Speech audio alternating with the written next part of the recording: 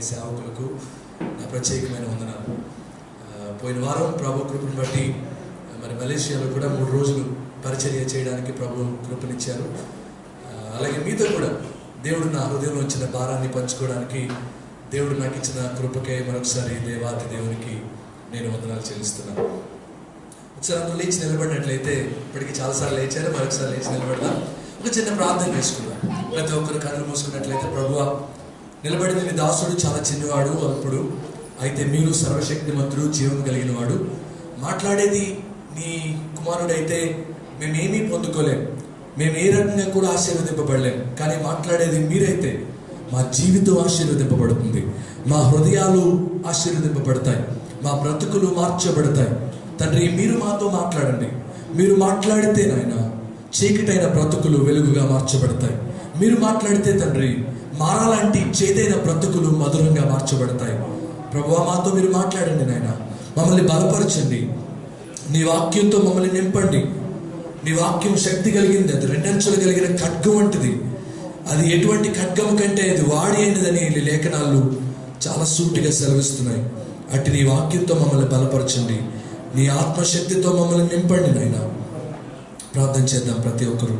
దేవుడు తప్పుగా మాట్లాడతాడు, ఆయన మాటలు జీవం కలిగినవి కనుక ఒక్కసారి మనందరూ ప్రభువుని అడుగుదాం. ప్రభువా, నువ్వు నాతో మాట్లాడండి నాయన. నీ వాక్యంతో మమ్మల్ని బలపరచండి తండ్రి. దేవా, నీ వాక్యం శక్తి కలిగిందని మాతో మీరు వాక్యంలో బోధించారు. అటు నీ వాక్యంతో మమ్మల్ని బలపరచండి. అడుగుదాం, తప్పక ప్రభు మనకి సహాయం చేస్తారు.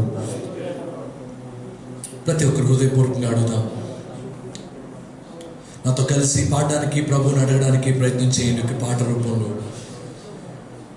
చీకటైన జీవితమంతా వెలుగై మారిపోను. కలిసి పాడండి. చీకటైన జీవితమంతా వెలుగై మారిపోను. కన్నీరు మారును, కన్నీరు మారును, దుఃఖము మారును. కన్నీరు మారును, దుఃఖము మారును. అయ్యా, ఒక మాట చెబితే చాలు. అయ్యా, ఒక మాట చెబితే చాలు. నీ మాటలో సుఖం, నీ మాటలో మధురం, నీ మాటలో అంతా సంతోషం. అందుకని చెప్పండి మాట. నీ మాటలో సుఖం, నీ మాటలో మధురం, నీ మాటలో అంతా సంతోషం. మారా కీలన్నీయు మధురముగా మారిపోను. చెప్పండి మాట. మారా నీలన్నీయు మధురముగా మారిపో. కన్నీరు మారును, కన్నీరు మారును, దుఃఖము మారును. కన్నీరు మారును, దుఃఖము మారును.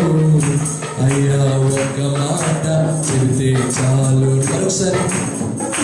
అయ్యా, ఒక మాట చెబితే చాలు. నీ మాటలో సుఖం, నీ మాటలో సుఖం, నీ మాటలో మధురం, నీ మాటలో అంతా సంతోషం. మరొకసారి.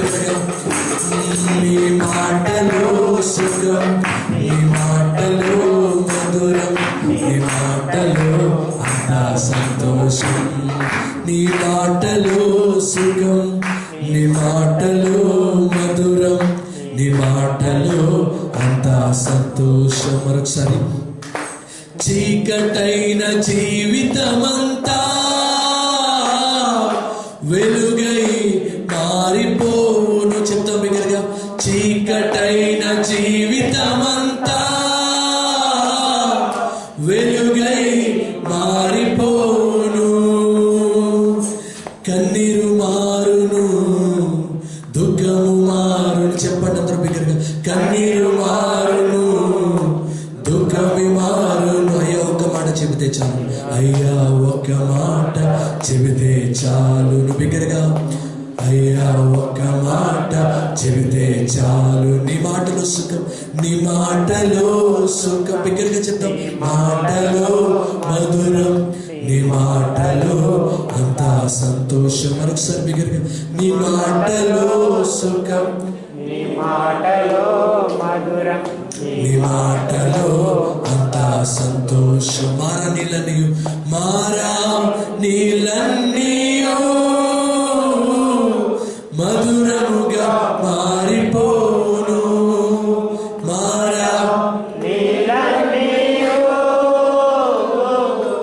మధురముగా మారిపోను. కన్నీరు మారును, కన్నీరు మారును, దుఃఖమే మారును. మరొకసారి బిగ్గరగా, కన్నీరు మారును, దుఃఖమే మారును. అయ్యా ఒక్క మాట, అయ్యా ఒక్క మాట చెబితే చాలు. నీ మాటలో సుఖం, నీ మాటలో సుఖం, నీ మాటలో మధురం, నీ మాటలో అంతా సంతోషం. మరొకసారి బిగ్గరగా రెండు చేతుల పైన, సుఖం నీ మాటలో మధురం, నీ మాటలో అంతా సంతోషం. మరొకసారి బిగ్గరగా, నీ మాటలో సుఖం, నీ మాటలో మధురం, నీ మాటలో అంతా సంతోషం. ఆఖరిసారి చివరిసారి, నీ మాటలో సుఖం, నీ మాటలో మధురం, నీ మాటలో అంతా సంతోషం. మహాపరిశుద్ధుడా, ప్రేమ గల మా తండ్రి, జీవం కలిగిన మా దేవ, నీ ఘనమైన ఉన్నతమైన శ్రేష్టమైన నామానికి వందనాలు, స్తుతులు, స్తోత్రాలు చెల్లిస్తున్నాం తండ్రి. నీ మాటలు జీవం కలిగినవి, అవి జుంటెత్తేనే దారుల కంటే మధురమైనవి, అవి ఎటువంటి నరముల్లోనికైనను మూలుగులోనికైనను చొచ్చుకుపోవు శక్తి కలిగినవి. అందుకని నీకు స్తోత్రాలు చెల్లిస్తున్నావు తండ్రి. ఈ రాత్రికాల సమయంలో నిలబడిన నీ దాసుడు అల్పుడు చాలా చిన్నవాడు నాయన. ఇప్పటికీ ఇక్కడ గొప్ప గొప్ప సేవకులు నిలబడి బోధించి ఉన్నారు. వారితో పోల్చుకుంటే నేను చాలా చిన్నవాడిని. అయితే నువ్వు మాట్లాడగలిగిన వాడు, నువ్వు జీవము కలిగిన వాడు. ఓ తండ్రి, నువ్వు బలమైనటువంటి వాక్ శక్తిని కలిగినటువంటి వాడు. ఓ తండ్రి, బండరాతిని సైతం నీ కొరకు వాడుకోగలిగినటువంటి దేవుడు. ఓ అల్పుడు నన్ను మీరు బలపరిచి నీ బిడ్డలకు కావలసిన మాటలు మీరు అనుగ్రహించమని ప్రార్థన చేస్తున్నాను. ఎవరెవరికి ఏ అవసరతలు ఉన్నాయో, ఎవరెవరు ఎటువంటి బలహీనతతో కొట్టబడుతున్నారో, ఎవరెవరు ఏ విషయాల్లో కృంగి ఉన్నారో తండ్రి, అటువంటి వారికి నీ వాక్యము చేత శక్తిని, బలాన్ని, ఆదరణను మీరు అనుగ్రహించమని ప్రార్థన చేస్తున్నాను. ఈరోజు వారందరూ కూడా తోడుగా ఉండి ప్రతి ఒక్కరూ మేలుతో, ఆశీర్వాదంతో, దీవెనతో తృప్తి పొంది ఇక్కడ నుండి బయటకు వెళ్ళినట్లు మీరే కృప చూపి సహాయం చేయమని యేసు నామములో మిక్కిలి వినయంగా అడిగి బ్రతమాలి వేడుకుంటున్నాము తండ్రి. ఆమేన్. Praise the Lord. అందరూ కూర్చున్నాం. మరొకసారి, నా పేరు సంతోష్ కుమార్, పాస్టర్ సంతోష్ కుమార్. ఒక 10 సంఘాల్లో పరిచర్య చేయడానికి మరి కృష్ణా జిల్లాలో ప్రభు కృపనిచ్చారు. సో పరిచర్య జరిగిస్తున్నాం. అనుకోకుండా ఇక్కడికి రావడానికి ప్రభు అవకాశం ఇచ్చారు. అదే రీతిగా మరి మీతో కూడా దేవుని వాక్యాన్ని పంచుకోవడానికి ప్రభు కృపనిచ్చారు. అందుని బట్టి దేవునికి మహిమ, ఘనత, ప్రభావములు కలుగునుగాక. ఆమేన్. ఒక చిన్న సందర్భాన్ని మీతో నేను పంచుకొని తర్వాత వాక్య భాగంలోకి వెళ్తాను. నార్త్ ఇండియాలో నిజంగా జరిగినటువంటి సంఘటన ఇది. ఒక 4 యవనస్తులు ఉన్నారట. ఈ 4 యవనస్తులు ఒక రోజు కలిసి మాట్లాడుకున్నారు. ఈ ప్రాంతంలో యేసు ప్రభుని తెలిసిన వాళ్ళు చాలా తక్కువ మంది ఉన్నారు. ప్రభు చిత్తమైతే ప్రతి గృహాన్ని దర్శించి ప్రతి ఇంటికి వెళ్ళి తలుపు తట్టి యేసు ప్రభు గొప్ప దేవుడు అని పరిచయం చేద్దాం అని 4 కూడా ఫ్రెండ్స్ అనుకొని ఒకరోజు పొద్దున్నే బయలుదేరారట. వారికి సెలవులు ఉన్న రోజుల్లో వారు ఉద్యోగరీతిగా ఆ ప్రాంతానికి వెళ్ళారు. ఆ ప్రాంతానికి వెళ్ళి అక్కడ ఉద్యోగం చేస్తున్నారు. కానీ వారి హృదయంలో దేవుడు బలమైన భారాన్ని పెట్టాడు. ఏంటంటే, ఈ ప్రాంతం అంతా కూడా ప్రభు కొరకు మనం సంపాదించాలి అని ఒక గొప్ప భారాన్ని పెట్టాడు. సరే, ఈ 4 యవనస్తులు కూడా ఒక మంచి నిర్ణయం తీసుకున్నారు.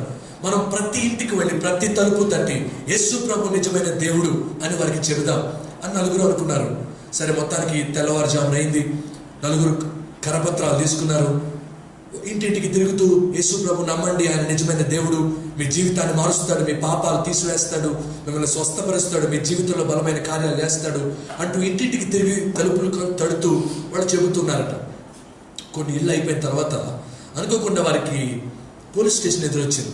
వాళ్ళలో ఒక అతను అన్నాడు, రే, ఎవరితో అయినా పెట్టుకోవచ్చు కానీ మన పోలీసులతో మాత్రం పెట్టుకోకూడదు, కాబట్టి పోలీస్ స్టేషన్ దాటి మనం తర్వాత ఇంటికి వెళ్దాం, అక్కడ మనం సువార్త ప్రకటిద్దాం అని 4 అనుకున్నారు.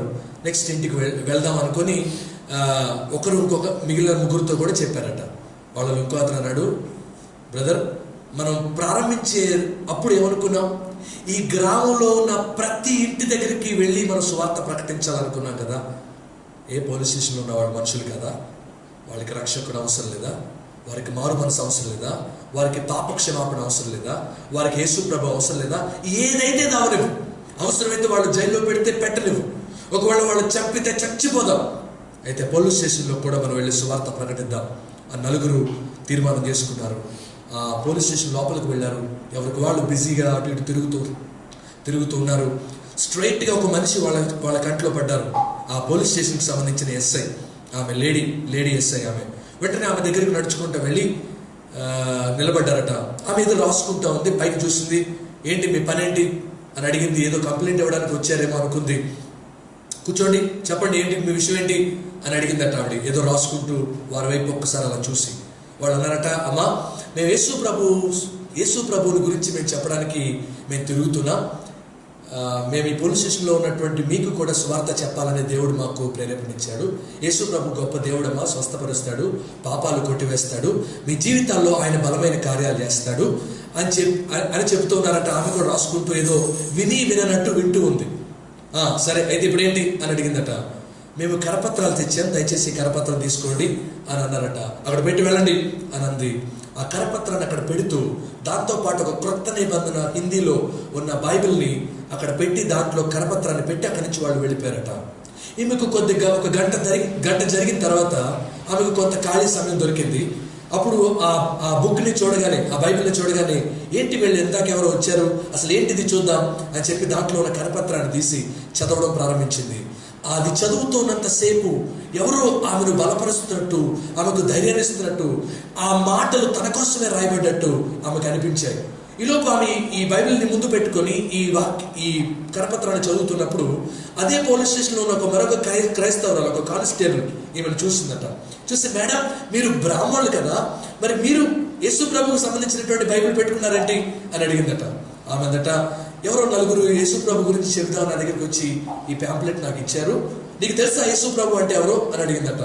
అమ్మా నేను యేసు ప్రభు నమ్ముకున్నాను, మా ఊరిలో ఉండేటప్పుడు నేను యేసు ప్రభు మందిరానికి వెళ్ళేవాడిని, వెళ్ళేదాన్ని అని ఆమెకు తెలిసినటువంటి 4 మాటలు ఆ ఎస్ఐతో పంచుకుందట. సరే ఈమె మొత్తం చదువుకుంది. ఇంటికి వెళ్ళిన తర్వాత తన బ్యాగ్లో నుండి కరపత్రం బయటికి తీసి కిందే ఉన్న ఫోన్ నెంబర్కి ఫోన్ చేసి రేపు ఉదయం 10 గంటలకి ఒకసారి పోలీస్ స్టేషన్కి రండి అని అడిగిందట ఆ ఎస్ఐతో. ఈమెకు వీళ్ళ నలుగురికి ఏం అర్థం కాదు. నేను బాగానే వెళ్ళాం, కరపత్రం ఇచ్చినప్పుడు కూడా ఆమె ఏం అనలేదు, ఇప్పుడు ఆ కరపత్రం అక్కడ పెట్టింది, ఇప్పుడు ఆవిడ రమ్మంది ఖచ్చితంగా మనల్ని లోపల వేసేస్తారు, ఏదో మొత్తానికి నైస్గా రమ్మని లోపల వేసి మనల్ని ఒక 10 రోజుల జైల్లో వేస్తారేమని భయపడుతున్నారు. అయినా ప్రభు కొరకు మనం తెగించి ఈ కరపత్రాలు పంచిపెడదామని నిర్ణయించుకున్నాం కాబట్టి ఎట్టి పరిస్థితుల్లో మనం వెళదాం అని కరెక్ట్గా 10 గంటలకు వాళ్ళు పోలీస్ స్టేషన్ లోపలికి వెళ్ళి నిలబడి ఉన్నారట. ఈలో ఎస్ఐ గారు రానే వచ్చారు. వాళ్ళు చూశారు. ఒకసారి పక్కకి వెళ్దాం రండి, మీతో మాట్లాడాలి అందట ఈ ఎస్ఐ గారు. మొత్తానికి పక్కకి తీసుకువెళ్ళగానే బోరుమని ఏడుస్తూ ఆమె బాధను ఆమె చెప్పుకోవడం మొదలుపెట్టిందట. అయ్యా, నా భర్తని నక్సలైట్లు చంపేశారు, నా భర్త స్థానంలో నాకు ఈ ఉద్యోగం ఇవ్వబడింది, నా భర్త నాకు బహుమానంగా ఇచ్చినటువంటి ఒక్కగానొక్క కుమారుడు ఉన్నాడు. ఈ మధ్య ఒక 6 నెలల క్రితం నా కుమారుడికి ఏం జరిగిందేమో తెలియదు, సడన్ గా సిక్ అయిపోయాడు. అతన్ని ఇండియాలో ఉన్న ప్రతి హాస్పిటల్కి తీసుకువెళ్ళాను, ఎందుకంటే నా జీవితం, నా భవిష్యత్తు వాడి కోసమే నేను బ్రతుకుతున్నాను. యేసు ప్రభు గొప్ప దేవుడు అని అన్నారు కదా, నా కొడుకు కోసం చిన్న ప్రార్థన చేస్తారా అని అడిగిందట. వెంటనే వాళ్ళ హృదయాలు ఉప్పొంగే. వెంటనే తప్పకుండా మీకోసం ప్రార్థన చేస్తానని ఆ 4 యవనస్తులు ఆమె కొరకు అదే పోలీస్ స్టేషన్లో ఒక 5 నిమిషాల్లో ఆమె కోసం ప్రార్థన చేసి అక్కడి నుండి వెళ్ళిపోయారు. ఇది నిజంగా జరిగిన సంఘటన. ఆ రోజంతా ఆమె పనుల్లో ఆమె బిజీగా ఉంది. సాయంకాలం ఇంటికి వెళ్ళి చూస్తే ప్రతిరోజు మంచం మీద మూలుగుతూ అమ్మా అయ్యా అని మూలిగే తన కొడుకు మంచం మీద లేడట. ఒక్కసారి భయం వేసింది. నక్సలైట్లు నా మీద కోపంతో నా కొడుకుని ఎక్కడికైనా తీసుకెళ్ళిపోయారేమని చెప్పి భయపడిపోవడం ప్రారంభించింది. ఈలోపు తన ఇంట్లో పని మనిషిని పిలిచింది. ఎక్కడే ఉన్నాడు నా అబ్బాయి, ఎవరైనా తీసుకెళ్ళిపోయారా, ఏం జరిగింది అని కంగారు పడుతూ అడుగుతుంటే వాళ్ళ పని మనిషి చెప్పిందట, అమ్మా ఈరోజు పొద్దున్న 10 గంటలకి ఏం జరిగిందేమో తెలీదు, అప్పుడు వరకు మూలుగుతూ పడుకున్నాడు, అప్పుడు వరకు ఏడుస్తున్నాడు, సడన్గా లేచి కూర్చున్నాడు, చక్కగా స్నానం చేశాడు. అందులో చూడండి, దూరంగా గ్రౌండ్ చూశారు, పిల్లలు ఆడుకుంటున్నారే, అక్కడికి వెళ్ళిపోయాడమ్మా. నేను చాలాసార్లు వెళ్ళి, నానా ఇంటికి రా, నీకు బాగోదు, నువ్వు నడవలేవు, నీకు నీరసంగా ఉంటుంది, రా ఇంటికి రా అని చెప్పి నేను చాలాసార్లు పిలిచాను మేడం గారు. కానీ నాతో అన్నాడు, నేను 6 నెలలండి పిల్లలతో ఆడుకోవడం మిస్ అయ్యాను, నన్ను ఆడుకోలేవు అని మధ్యాహ్నం వచ్చి భోజనం చేసి వెళ్ళిపోయాడు. అప్పటి నుండి ఆడుతానే ఉన్నాడమ్మా. ఏం జరిగిందో ఏమో తెలియదు, పొద్దున 10 గంటలకి అతని లైఫ్ మారిపోయింది అని అందంట. వెంటనే ఇంకొక విషయం జ్ఞాపకం వచ్చింది. అదే రోజు పొద్దున్న 10 గంటలకి ఏం జరిగింది? 4 యవనస్తులు, సేవకులు కాదు, 4 యవనస్తులు వచ్చి ఆమె కోసం ప్రార్థన చేశారు. ఈరోజు ప్రియమైన దేవుని బిడ్డలారా, ఈ సింగపూర్కి you can be a blessing. దేవుడు మిమ్మల్ని ఆశీర్వాదకరంగా మార్చుకోగలరు. ఆ కానిస్టేబుల్ పేరు అనితా చౌహాన్. ఆమె యేసు ప్రభు నమ్ముకున్నారు. ఇప్పటికీ సజీవ సాక్షిగా నార్త్ ఇండియాలో ఆమె పనిచేస్తున్నారు. యూనో, దేవుడు మిమ్మల్ని ఎందుకోసం ఇక్కడ తీసుకొచ్చాడో నాకు తెలియదు, కానీ he has a plan for you కదా. ఈ చుట్టుపక్కల ఉన్న తెలుగు వారు, బహుశా ఇక్కడ చాలామంది తెలుగు వారు మాకు కనపడుతున్నారు, కానీ కొందరే సంఘాల్లో ఉన్నారు, కొందరే నిజమైన దేవుడిని ఆరాధిస్తున్నారు. చాలామంది క్రైస్తవులుగా భారతదేశంలో ఉండి కూడా మీకులాగా ఆరాధన చేయడానికి ముందుకు రావట్లేదు. అలాంటి వారి కోసం ప్రార్థన చేయండి, అలాంటి వారికి ప్రభువుని పరిచయం చేయండి. అలాంటి వారి జీవితాల్లో ఈ 4 యవనస్తులు ఒక ధ్రువతారాలుగా ఉన్నట్టు, let you be a shining light to their life. వారి జీవితాల్లో ఒక ధ్రువతారగా వెలగడానికే బహుశా మిమ్మల్ని ఇంకా సింగపూర్లో ప్రభువు ఉంచుతున్నాడేమో. ఆమేన్. ప్రభువు యందు విశ్వాసం ఉంచండి. దేవుడు ఇంకా మీ జీవితాల్లో బలమైన కార్యాలు చేస్తాడు. పాపంతో రాజీ పడద్దు. 3 యవనస్తులు ఉన్నారు, శద్రకు, మేషకు, అబేద్నెగో కదా. వారు దేశం కాదు దేశంలో ఉన్నారు, వారికి అన్ని అవకాశాలు ఇవ్వబడ్డాయి, బట్ ప్రభు కొరకు సాక్షులుగా వారు ఉన్నారు. అందుకే అగ్నిగుండంలో వారు వేయబడిన వారితో ప్రభువే ఉన్నాడు. ఒకసారి చెప్పలు పడి దేవునికి స్తోత్రాలు చెల్లిద్దాం. సింగపూర్లో ఎంత కాస్ట్లీగా లైఫ్ ఉందో మాకు ఈ వారం రోజుల్లో అర్థమైంది. సో ఇక్కడ బ్రతకడం ఎంత కష్టమో, అసలు ఇక్కడ బతికే వాళ్ళు ఎలా బతుకుతున్నారో కూడా మాకు అర్థం కాలేదు. కానీ ఇక్కడ మిమ్మల్ని ఒక ప్రత్యేకమైన స్థితిలో దేవుడు ఉంచుతాడు. ప్రభు యందు విశ్వాసం ఉంచండి. ఈ లోకంలో మనకు సహాయం చేయగలిగిన వాడు ఎవరైనా ఉన్నారంటే అది యేసు ప్రభు తప్ప మరొకరు కాదు. సరే, 2 చేతుల పైకి దేవునికి స్తోత్రాలు చెల్లిద్దాం. హల్లెలూయా. దేవుని వాక్యంలోకి మనం వెళ్దాం. నాకు ఇవ్వబడిన సమయం చాలా కొద్దిగా ఉంది. ప్రతి నిమిషాన్ని ఆశీర్వాదకరంగా దేవుడు మార్చును గాక. ఆమేన్. కుండ ఉందనుకోండి, అది పైకి పెట్టబడింది అనుకోండి, పెద్ద వర్షం వచ్చింది, ఏమవుతుంది? చాలా పెద్ద వర్షం. కేరళలో వచ్చినట్టు పాస్టర్ గారు కూడా మంచి మనసుతో కేరళ రాష్ట్రం కోసం ప్రార్థన చేయించారు. కుండ పైకి పెట్టబడింది అనుకోండి, మంచి వర్షం వచ్చింది, ఏమవుతుంది? ఆ కుండ చక్కగా నిండిపోతుంది. అదే కుండ బోర్లించుంది, పెద్ద తుఫాన్ వచ్చింది, నిండుతుందా? సో ఇక్కడ బోధించే వ్యక్తి ఎంత గొప్ప సేవకుడైనా, ఎంత చిన్న సేవకుడైనా, మీ కుండ పైకి పెట్టబడితేనే నింపబడుతుంది. సో దేవుడి వాక్యం మీతో దేవుడు బహు విస్తారంగా మాట్లాడి మిమ్మల్ని బలపరిచి మీరున్న స్థితిలో నుండి దేవుడు మిమ్మల్ని మార్చి ఇంకా గొప్ప వ్యక్తులుగా మిమ్మల్ని మార్చునుగాక, మనందరినీ మార్చునుగాక. ఈరోజు ఒక చిన్న అంశాన్ని, చాలా అంశాలు ఉన్నాయి నేను చెప్పగలిగినవి. ప్రభుని అడిగాను, ప్రభు ఏ విషయం గురించి చెప్పాలి అని ప్రభుని అడిగాను. ప్రభు నాకు ఇచ్చిన ప్రేరేపణ బట్టి నేను ఈరోజు మీతో మాట్లాడతాను. సామెతలు, కీర్తన గ్రంథం 27వ అధ్యాయం 1వ వచనం. కీర్తన గ్రంథం 27వ అధ్యాయము 1వ వచనం. యెహోవా నాకు వెలుగును రక్షణ ఉన్నాడు, నేను ఎవరికి భయపడను. ఒకసారి ఈ మాట చదువుతాం అందరూ కలిసి. యెహోవా నాకు వెలుగును రక్షణయైనాడు, నేను ఎవరికి భయపడను. ఒకరోజు ఇంగ్లీష్లో, ఇక్కడ ఎవరైనా ఇంగ్లీష్ లిటరేచర్ చేస్తే 2 కవులు మీకు బాగా పరిచయమే ఉండాలి. వాళ్ళలో ఒక అతని పేరు షేక్స్పియర్, రెండో అతని పేరు Milton. They are very famous. ప్రపంచం అంతా కూడా వారు రాసిన కావ్యాలు, వారు రాసినటువంటి గేయాలు, వారు రాసినటువంటి గ్రంథాలు చాలా ఫేమస్. ఒకరోజు మిల్టన్ అని ప్యారడైజ్ లాస్ట్, ప్యారడైజ్ రీగెయిన్ అని ఒక అద్భుతమైనటువంటి బుక్స్ రాశాడు. అతని దగ్గరికి వెళ్ళి కొంతమంది విలేకరులు అడిగారట, సార్ మీరు రాసినటువంటి కావ్యాలు బహు ప్రసిద్ధిగాంచిని, ప్రపంచం అంతా కూడా మీరు రాసినటువంటి గ్రంథాలు చదువుతూ ఉంటారు, మీ దృష్టిలో ప్రపంచంలో అద్భుతమైనటువంటి కావ్యాలు ఏవి, ఎవరు రాశారు అని అడిగారట. అప్పుడు అతను తడువుకో కూడా చెప్పిన విషయం ఏంటంటే, బైబిల్ గ్రంథంలో కీర్తనల భాగం. నాకు తెలిసి ప్రపంచంలో వాటి అంత అద్భుతమైనటువంటి కావ్యాలు గేయాలు మరొకటి లేవు అన్నాడు. సచవులు కూడా దేవస్థానాలు. ఈ మాటలు చెప్పింది 10th క్లాస్ 10 సార్లు ఫెయిల్ అయినాడు కాదు, ప్రపంచ ప్రసిద్ధిగాంచినటువంటి ఒక రచయిత.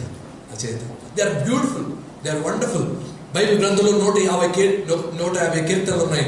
వాటిలో 73 కీర్తనలు దావీదు భక్తుడే రాశాడు. ఇంకా 23 నుండి 28 కీర్తనలు దావీదు రాశాడేమో అని అనుమానం చాలా మందికి ఉంది.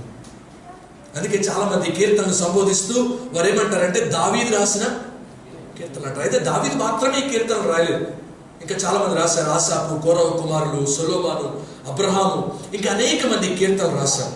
అయితే ఇప్పుడు మనం చదివినటువంటి 27వ కీర్తన మాత్రం దావీదు భక్తుడు రాశాడు. ఆయన రాస్తూ అంటాడు, యెహోవా నాకు వెలుగును రక్షణే అన్నాడు, నేను ఎవరికి? The lord is my light and my salvation, whom shall I fear?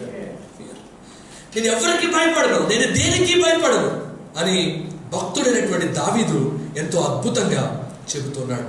ఈరోజు మీకు తెలుసో తెలీదో 353 రకాల భయాలు ఉన్నాయి. కొంతమందికి ఎత్తెక్కితే భయం, కొంతమందికి రక్తం చూస్తే భయం, కొంతమందికి బ్రిడ్జ్ మీద వెళ్ళాలంటే భయం. కారణం ఏంటంటే పడిపోతారేమనే భయం కదా. నాకు కూడా అదేంటి రాత్రి పాస్టర్ గారు వెళ్ళారు,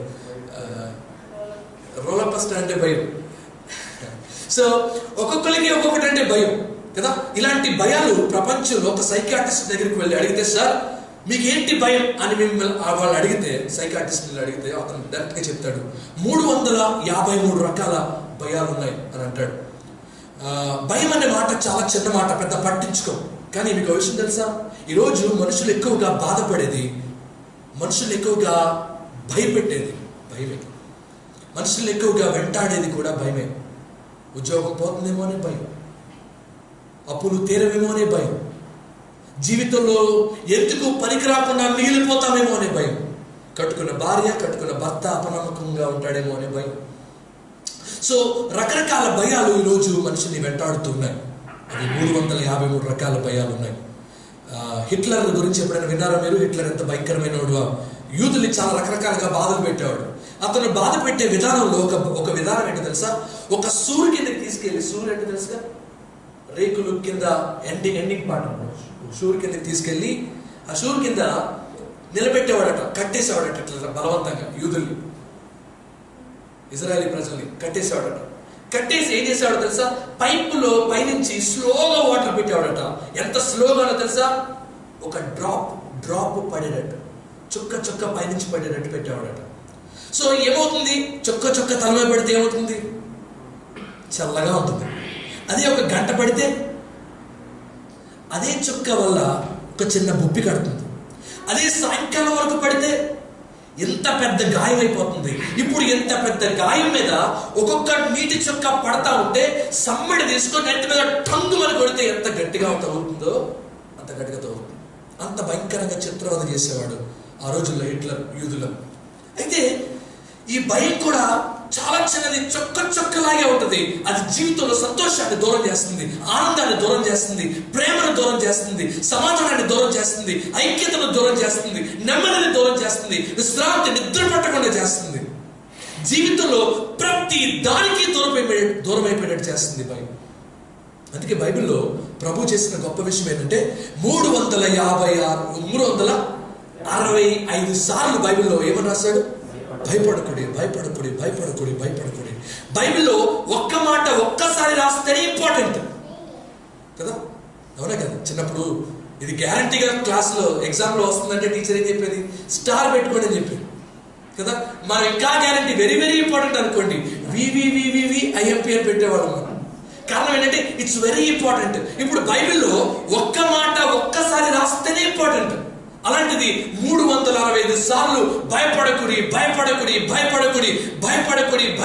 అని దేవుడు ఉద్ఘాటించడానికి గల కారణం ఏంటంటే ఇట్స్ ఎ సీరియస్ ప్రాబ్లం. ఇది చాలా మంది జీవితాల్ని ప్రభావితం చేస్తుంది, నెమ్మది లేకుండా చేస్తుంది, సంతోషం లేకుండా చేస్తుంది.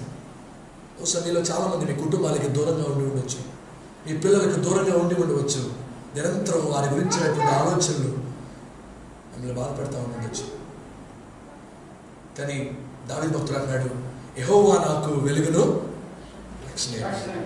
ఎందుకు బైబిల్లో 365 సార్లు ప్రభు రాయించాడు? సపోజ్ మీరు ఒక డాక్టర్ దగ్గరికి వెళ్ళారు, మీరు అందరూ క్షేమంగా ఉండాలి, ఆశీర్వాదకరంగా ఉండాలి. అయితే సపోజ్ నేనే అనుకున్నాను, నేనే డాక్టర్ దగ్గరికి వెళ్ళాను. సార్ నాకు ఎందుకు ఇక్కడ నొప్పి వస్తుంది సార్ అన్నాను.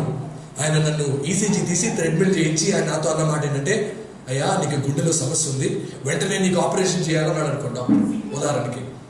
అప్పుడు నాకు సాధారణంగా ఎవరికైనా ఆపరేషన్ అనగానే వెంటనే ఏమవుతుంది? వేస్తుంది. అయితే ఇలా అన్నాడు అనుకోండి, ఏం పర్వాలేదయ్యా, ఇప్పుడు వరకు నేను 3000 ఆపరేషన్లు చేశాను, ప్రతి ఆపరేషన్ సక్సెస్ అయింది అన్నాడు అనుకోండి, నాకు ఎలా ఉంటుంది? చాలా ధైర్యంగా ఉంటుంది కదా.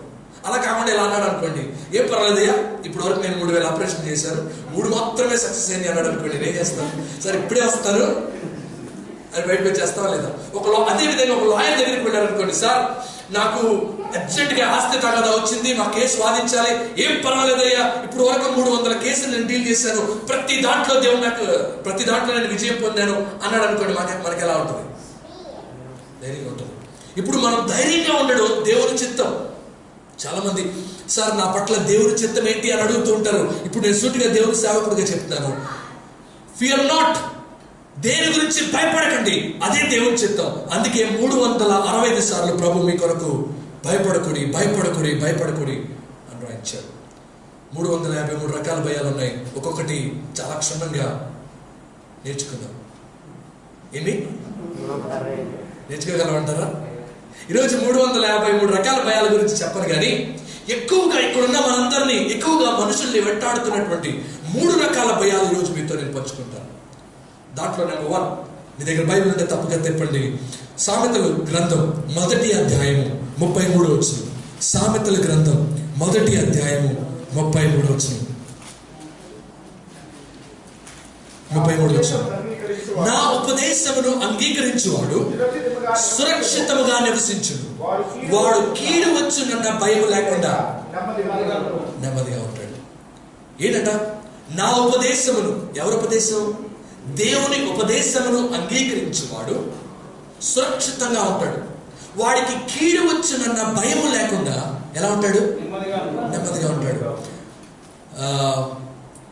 కీడు వచ్చునన్న భయం అంటే ఏమైనా భవిష్యత్తులో నాకేమైనా జరుగుతుందేమో అనేటువంటి భయం.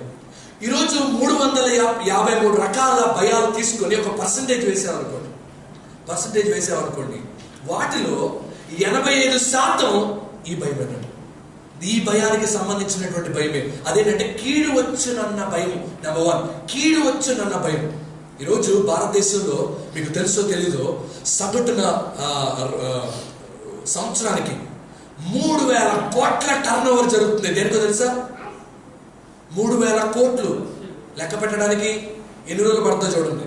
3000 కోట్ల టర్న్ ఓవర్ జరుగుతుంది. దేనికంటే భవిష్యత్తుల గురించి చెప్పడానికి. వాడు నాకు ఫోన్ చేసి అంటాడు, సార్ నీ ఫోన్ నెంబర్కి కీడుందట. దేనికి? ఈ ఫోన్ నెంబర్ వాడితే నాకు కీడు జరుగుద్దట.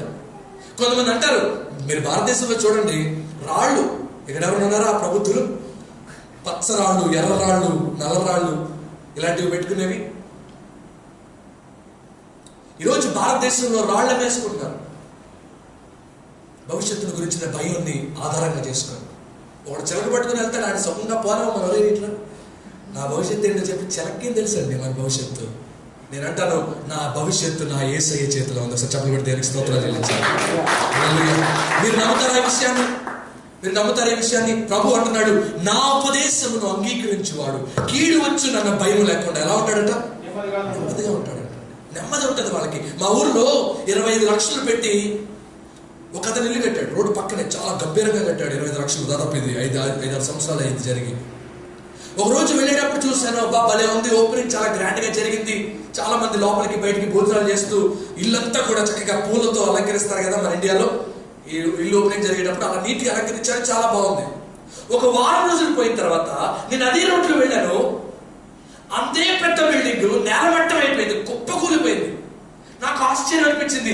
వారం రోజుల క్రితం గంభీరంగా జరిగినటువంటి ఇల్లు ఓపెనింగ్ ఇప్పుడు లేదేంటి, మొత్తం కూలిపోయిందండి ఇల్లు. నేను అడిగాను, అక్కడ నాకు తెలిసినటువంటి మా ఊరే కదా, నాకు తెలిసిన వాళ్ళు ఎవరు ఉంటే, ఇక్కడ 2 రోజుల క్రితమే కదా ఓపెనింగ్ చేశారు, ఎందుకు ఇది మొత్తం కూలిపోయింది ఏంటి అని అడిగాను. అతను చెప్పాడు, ఎవడో ఒకడు వెళ్ళాడట రోడ్డు మీద, వాడు వెళ్తూ ఈ ఓపెనింగ్ జరిగేటప్పుడు ఆగాడట, ఆగి లోపలికి వచ్చి చెప్పాడట, దీని ఓనర్ ఎవడన్నాడట. నేను అంటాడు, నేనే సార్ పంతులు గారి పాప ఆయన కారులోంచి దిగిన ఆయన, నేనే పంతులు గారు అని అడిగారట. ఈలోపు ఆయన అన్నాడట, నువ్వు నెల రోజులు చచ్చిపోతావు, ఈ బిల్డింగ్ పడైపోతానట. ఇది వాస్తుకు విరుద్ధంగా ఉందన్నాడట. ఇతను అన్నాడట, లేదు సార్ నేను కూడా వాస్తుకి చూపించే కట్టానన్నాడట. లేదు నువ్వు చచ్చిపోకపోతే నన్ను అడిగానట. అంతే 2 రోజుల్లోనండి జరిగిన సంఘటన. 2 రోజుల్లో కొన్ని లక్షలు, దగ్గర 25 లక్షలు పెట్టి కట్టాడు ఇల్లు. నేలమట్టం అయిపోయిందంటే ఆఖరికి ఎవరైనా కిటికీలు శాంతిలన్నా జాగ్రత్త చేసుకుంటారు, అది కూడా చేసుకునే టైం ఇవ్వలేదు. మొత్తం నాశనం చేసేసాడు ఇల్లు. కారణం ఏంటంటే కీడు వచ్చిందన్న భయం. ఈరోజు చాలా మందిని కీడు వచ్చిందన్న భయం వెంటాడుతుంది.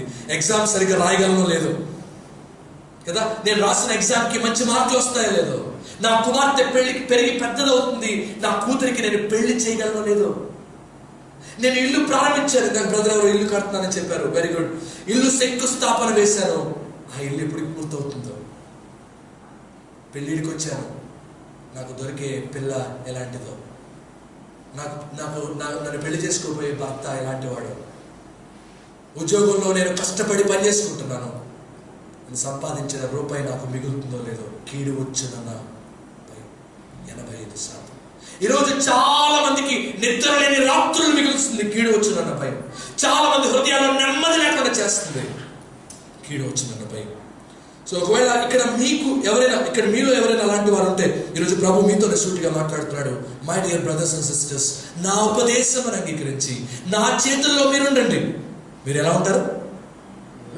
ఒకళ్ళు అన్నారు, మా సంఘంలో ఒక సంఘ పెద్ద అన్నాడు, పాస్టర్ గారు మీరు ఏమైనా అనుకోండి, నేను పేపర్ తెరిస్తే మొట్టమొదటి రాశి ఫలాలు చూస్తానంటే, నేను నీ బతుకు రాశి ఫలాల్లో ఉంది, నా బతుకు నా యేసయ్య చేతిలో. ఎవరన్నారండి ప్రపంచంలో? చూడుము నా అరచేతిలో నిన్ను. Is there anyone who has told like that? ప్రపంచంలో ఎవరైనా చెప్పారా నా అరచేతిలో నేను చెక్కుకున్నాను, నిన్ను ముట్టుకుంటే నా కనుగుడ్డు ముట్టుకున్నట్టే అని? నా యేసయ్య చెప్పాడండి, మన యేసయ్య చెప్పాడండి అన్నమాట. సో భవిష్యత్తును గురించి భయపడాల్సిన అవసరం ఏంటి? కీడు వచ్చిన భయం లేకుండా నిబ్బరంగా నెమ్మదిగా ఉండాలనేదే దేవుని యొక్క కోరిక, ఆకాంక్ష. బైబిల్లో ఒక భక్తుని మీకు జీవితాన్ని జ్ఞాపకం చేస్తున్నాను. ఆయన పేరు ఏలియా. మహారోషం కలిగినటువంటి ప్రవక్త, దేవుని కొరకు రోషం కలిగినటువంటి ప్రవక్త. ఆకాశంతో మాట్లాడతాడు, ఇది మనుషులతో కాదు. ఆకాశంతో మాట్లాడి, ఓ ఆకాశమా వర్షం ఆగు అంటే ఆగిపోద్ది. ఎన్ని సంవత్సరాలు ఆగిపోయింది? 3.5 సంవత్సరాలు వర్షం ఆగిపోయింది. మళ్ళీ ఆకాశంతో మాట్లాడి, ఓ వర్షమా, వర్షం రామంటే వస్తుంది. కేరళలో ఇలాంటి వాళ్ళు ఎవరైనా ఉంటే బాగుండు ప్రస్తుతానికి. అంత శక్తి కలిగిన వాడు, దేవుని కొరకు రోషం కలిగి దేవుని కొరకు అనేకమైన అద్భుతాలు చేసిన వాడు. వాళ్ళ దేశంలో ఉన్న రాజు గారు ఒక అనిజనరాలని వివాహం చేసుకున్నాడు. ఆమె వస్తూ కట్న కానుకలతో పాటు వాళ్ళ దేవతను కూడా తీసుకొచ్చింది. వాళ్ళ దేవత పేరు, ఆమె పేరు యెజబెలు, ఆ దేవత పేరు బయలు దేవత. ఆ దేవతతో పాటు 450 మంది ప్రవక్తల్ని, ఆ దేవతకు సంబంధించినటువంటి ప్రవక్తల్ని దేవుని ప్రజల మధ్యలోకి తీసుకొచ్చింది మేడం గారు. తీసుకొచ్చి ప్రచారం చేస్తుంది, యెహోవా దేవుడు ఉత్తముడు కాదు, యెహోవా దేవుడు నిజమైన దేవుడు కాదు, ప్రజలారా నమ్మండి, ఈ బయలుదేవతే మనకి వర్షాలు ఇచ్చేది, ఈ బయలుదేవతే మనల్ని ఆశీర్వదించేది, ఈ బయలుదేవతే మనకి పంటలు ఇచ్చేది అని అంటూ ఉంటే ప్రజలు చాలా కన్ఫ్యూజ్ అవుతున్నారు. యెహోవా దేవుడు ఉత్తముడా లేకపోతే బయలుదేవత ఉత్తమురాలా? ప్రజలకు అర్థం కావట్లేదు. అప్పుడు ఒక చిన్న పోటీ పెట్టాడు మన ఏలియా గారు. ఏమని చెప్పాడు తెలుసా? మధ్యలో ఒక బలిపీఠం పెట్టాడు, ఆ బలిపీఠం మీద మాంసం పెట్టాడు. ఇప్పుడు బయలుదేవత ప్రవక్తలారా, 450 మంది ప్రవక్తలారా, ఇది పోటీ. ఒకవేళ మీ బయలుదేవత నిజమైన దేవత అయితే ఆకాశం నుండి అగ్ని దిగి వచ్చి ఈ మాంసాన్ని కాల్చివేయాలి. ఒకవేళ యెహోవా దేవుడు, నా దేవుడు, నేను నమ్మిన దేవుడు, జీవం కలిగిన దేవుడు, నిజమైన దేవుడు అయితే ఆకాశం నుండి అగ్ని దిగి వచ్చి ఈ మాంసాన్ని కాల్చేస్తుంది. ఇది పోటీ. ఈ లోపు తెల్లవారుజామున అందరూ వచ్చారు, కొన్ని లక్షల మంది ప్రజలు చుట్టూ వచ్చి చూస్తూ ఉన్నారు. ఈ లోపు మధ్యలో పోటీ స్టార్ట్ అయింది. ఈ బయలుదేవత ప్రవక్తలు 450 మంది ముందుకు వచ్చారు. వాళ్ళ విధానాలు చాలా విచిత్రంగా ఉంటాయి. ఎలా ఉంటాయి తెలుసా? ముందు వాళ్ళు పెద్ద పెద్ద డ్రమ్ములు ఉంటాయి, వాటిని ఇలా కొడతా ఉంటారు, విపరీతంగా కొడుతూ ఉంటారు. అవి కొట్టి, ఓ బయలుదేవత దిగిరా, ఓ బయలుదేవత దిగిరా, గంట సేపు చేశారట. ఎవరు వస్తారు, ఎవరు రాలేదు. తర్వాత ఏం చేశారంటే లోపల నుంచి కొరడాలు బయటికి తీశారు. చెల్లు అని రక్తాలు చెల్లట్టు కొట్టుకున్నారు. ఎవరు వస్తారు, ఎవరో దిగిరాల. ఈ లోపల నుంచి బ్లేడ్లు బయటికి తీశారు. విపరీతంగా రక్తాలు వచ్చినట్టు కోసుకున్నారు. ఒకవేళ రక్తం చూసైనా బయలుదేవత దిగి వస్తుందేమోనని. రక్తం చూసి కూడా బయలుదేవత కిందకి దిగి ఉంటేగా అసలు.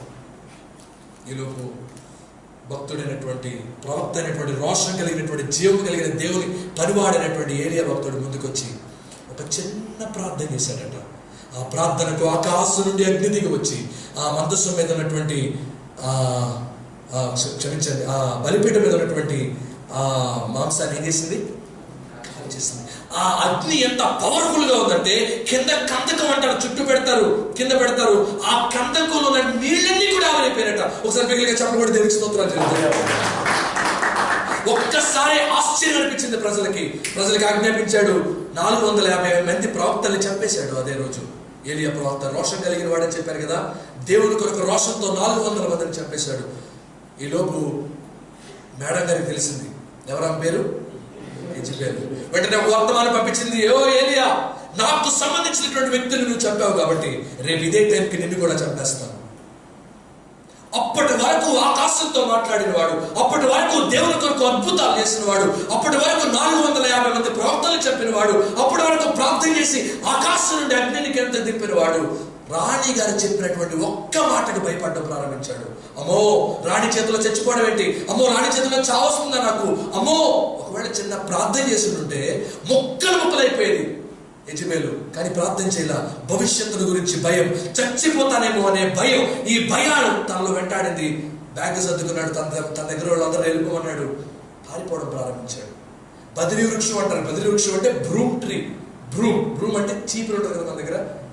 ఇది సాధారణంగా వృక్షం అంటే ఏదో పెద్ద వృక్షం అనుకుంటారు చాలా మంది. ఇంగ్లీష్ బైబిల్లో చూడండి, ఇట్స్ బ్రూమ్ ట్రీ. అంటే మనకి కొంచెం చీపురు లాంటిది ఉంటుంది కదా, అలాంటి చీపురు లాంటి ఒక పొదలోకి వెళ్ళి వాస్తవంగా దాక్కున్నాడు. అమ్మో, ఎవరు వస్తారా? సైనికులు వస్తున్నారా? రాజుగారు వస్తున్నారా? మంత్రి గారు వస్తున్నారా? దాక్కున్నాడు. జీవము కలిగిన దేవుని సేవకుడు చచ్చిపోతానేమో అనే భయంతో, భవిష్యత్తుల గురించి భయంతో పారిపోయి ఒక చెట్టులో దాక్కున్నాడండి. గొప్ప మహాసేవకుడే భయపడ్డాడు. ఈరోజు మనం కూడా భయపడుతున్నాం చాలాసార్లు. నా ఫ్యూచర్ ఏంటి? నేను చదివిన చదువుకి సరైన ఉద్యోగం వస్తుందా? నాకు సరైన మా అమ్మాయి నాకు పార్ట్నర్గా వస్తుందా? What is my future? How am I going to be in the future? ప్రభు అంటున్నాడు, నా ఉపదేశం అంగీకరించి వారు కీడు వచ్చునన్న భయం లేకుండా ఎలా ఉంటారు? చెప్పండి. నెమ్మదిగా ఉంటారు. దేవుడు వాళ్ళకి తోడుగా ఉంటాడండి. ఏమంటే ఏలియా భక్తుడు భయపడినట్టు మనం భయపడడానికి దేవుడు మనల్ని చేయలేదు. దేవుడు వాక్యం నీ కొరకు రాయించాడు. నిన్ను ధైర్యపరచడానికి, నిన్ను బలపరచడానికి, నీ భవిష్యత్తుల గురించి భయపడకుండా ప్రభువు మీద ఆధారపడడానికి ప్రభు నీకు ఈ వాక్యాన్ని ఇచ్చాడు. ఒకరోజు ఒక చిన్న పాప విమానంలో వెళుతుందట. నేను ఇంటర్నేషనల్ ఫ్లైట్లో రావడం ఇదేనా మొదటిసారి. సాధారణంగా డొమెస్టిక్ ఫ్లైట్స్లో వెళ్ళాను కానీ, అంటే దేశంలో ఉన్న ఫ్లైట్స్లో వెళ్ళాను కానీ, ఇంటర్నేషనల్ ఫ్లైట్లో రావడం ఇదే మొదటిసారి. మేము వచ్చేటప్పుడు వాతావరణం చాలా ప్రతికూలంగా ఉంది. అందరూ ముందుగానే అనౌన్స్మెంట్ చేశారు. సాధారణంగా చేస్తూ ఉంటారు కదా, జాగ్రత్తగా ఉండండి, వాతావరణం ప్రతికూలంగా లేదు. సో ఫ్లైట్ ఇలా కదులుతా ఉంది. ఎక్కువ సాధారణంగా కదిలే దానికంటే ఎక్కువ కదులుతా ఉంది. నాకు కొంచెం భయం వేసింది కానీ ప్రభు మనకి తోడుగా ఉన్నాడు కదా, ధైర్యపడ్డాను. సో ఒకరోజు కూడా ఈ పాప ఈ ఫ్లైట్లో వెళుతుందట. ఫ్రంట్ రోలో కూర్చోంది. ఈ ఎప్పుడు కదిలే ఈ కదలికల కంటే ఆ రోజు ఇంకా ఎక్కువ కదులుతుందట. అయితే కెప్టెన్ వెంటనే ఆర్డర్ ఇచ్చాడు, ఇదిగో లోపల ఉన్న వాళ్ళందరూ మీ సీట్ బెల్ట్లు మీరు పెట్టుకోండి, వాతావరణం చాలా ప్రతికూలంగా ఉంది, చాలా జాగ్రత్తగా వెళ్ళాలి అని చెప్పి చాలా కాషన్స్ అని ఇచ్చాడట. సో ఎవరి కాళ్ళు సీట్ బెల్ట్ పెట్టుకున్నారు కానీ ఎప్పుడు వచ్చే కదలికల కంటే ఇంకా ఎక్కువ కదలికలు వచ్చేసరికి ఎవరి కాళ్ళు భయపడి ఎవరి దేవుడు వాళ్ళు ప్రార్థన చేసుకున్నారు. ఇలా ముందు వరుసలో ఒక పాప కూర్చొని ఉందట. ఈ వెనకాల సీట్లో ఉన్నాయి పెద్ద మనిషి. ముందు వరుసలో కూర్చున్న పాప పాటలు పాడడం విన్నాడు. చక్కగా కూండ్రాగాలు తీసుకుంటూ కిటికీలోంచి బయటకు చూస్తూ చక్కగా సన్నగా పాట పాడుతుందట. ఈయనకి ఆసక్తి ఆపుకోలేక బెల్ట్ ఒక్కసారి బయటకు తీసి, అమ్మా ఈ ఫ్లైట్ ఇలా ఊగిపోతుంది, నీకేం భయం లేదా? నేనే ఓడికిపోతున్నాను ఇంత పెద్ద మనిషిని అని అంటే ఆమె చక్కటి మాట అందట. ఇదిగో ఈ ఫ్లైట్ నడుపుతుంది ఎవరు అనుకున్నావు? మా డాడీ. ఈ ఫ్లైట్లో నేనున్నానని ఎవరు తెలుసు? మా డాడీకి తెలుసు. ఒకవేళ మీ గురించి కాకపోయినా నా గురించి అయినా ఈ ఫ్లైట్ ని క్షేమంగా అద్దరికి చేస్తాడు. Because he knows I'm here, because he loves me. ఆయన నన్ను ప్రేమిస్తున్నాడు. ఈరోజు ఎంతమందికి ఉందండి మీలో ఈ ధైర్యం? చెప్పండి ఏమండి? చాలాసార్లు అప్పులు బాధలు వచ్చినప్పుడు తలడిల్లిపోతామే, ఆర్థిక అవసరాలు వచ్చినప్పుడు తలడిల్లిపోతామే, కుటుంబ సమస్యలు వచ్చినప్పుడు తలడిల్లిపోతామే. చిచ్చి నేనంటే ఎవరికి ప్రేమ లేదు, చిచ్చి నా బ్రతుకు వేస్ట్, నేను చస్తే బాగుండు, ఇలాంటి మాటలు మాట్లాడుతూ ఉంటామే. ఎప్పుడైనా ఆలోచించావా? You are in the safe hands of Lord. దేవుని యొక్క సురక్షితమైనటువంటి రెక్కల నీడలో నువ్వు ఉన్నావని ఆలోచించావా? దావీదు భక్తుడు ఎంత అద్భుతంగా రాస్తాడు, యెహోవా నా కాపరి, నాకు ఏమీ కలగదు, పచ్చిక గల చోట్ల ఆయన నన్ను, గాఢాంధకార లోయలో నేను సంచరించినను, ఏ అపాయమునకు నేను, నీ దుడ్డు కర్రయు నీ దండము నన్ను. ఎంత విశ్వాసం కావాలండి ఈ మాట చెప్పాలంటే? గాఢాంధకార లోయలో నేను సంచరించినను, దేనికి భయపడను, because he's with me, he's my కాపరి. ఆయన నాకు తోడుగా ఉన్నాడు, హీఈస్ మై షెపర్డ్. ఆయన నాకు తోడుగా ఉన్నాడు. విపరీతమైన పరిస్థితులు, ఆర్థిక ఇబ్బందులు, మనసుని కృంగదీసే పరిస్థితులు, భవిష్యత్తు శూన్యమైనటువంటి పరిస్థితులు నాకు కనపడిన దేవుడు నాకు తోడుగా ఉన్నాడు. Even I was scared. నేను సేవకు దేవుడు అని పిలుచుకున్నప్పుడు, నేను సాధారణంగా ఎంబీఏ చేశాను, నేను సెమినార్స్ ఇవ్వడానికే భయపడేవాడిని.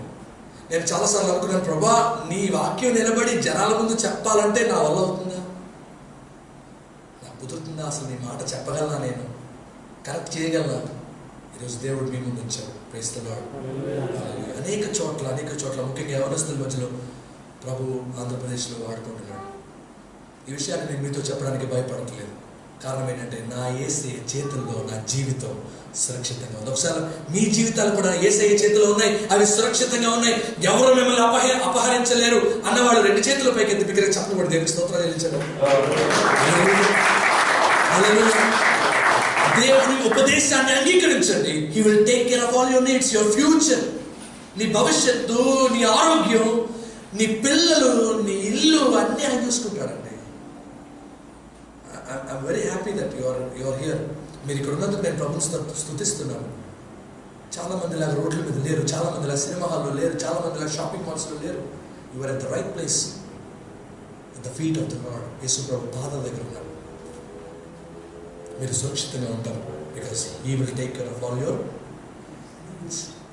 ఆయన మీ గురించి ఆయన ప్రతిదీ ఆలోచిస్తున్నాడు. రెండవది త్వరగానే చెప్తూ ముందుకు వెళ్తాను. యోబు గ్రంథం 31వ అధ్యాయం 33వ వచనం. రెండో రకమైన భయం ఇక్కడ మనకు కనబడుతుంది. యోబు గ్రంథం 31వ అధ్యాయం 33వ వచనం.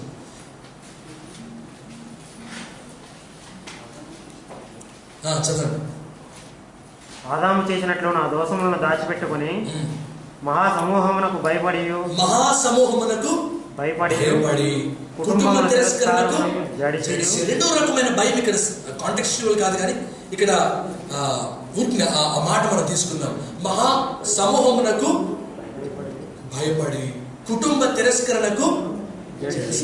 Second important and strongest thing ఏంటంటే భయపడతాం. ఎవరు భయపడతాం? మనుషులకు భయపడతాం కదా. పాస్టర్ బ్రదర్ చక్కగా వచ్చి సాక్ష్యం చెప్పారు.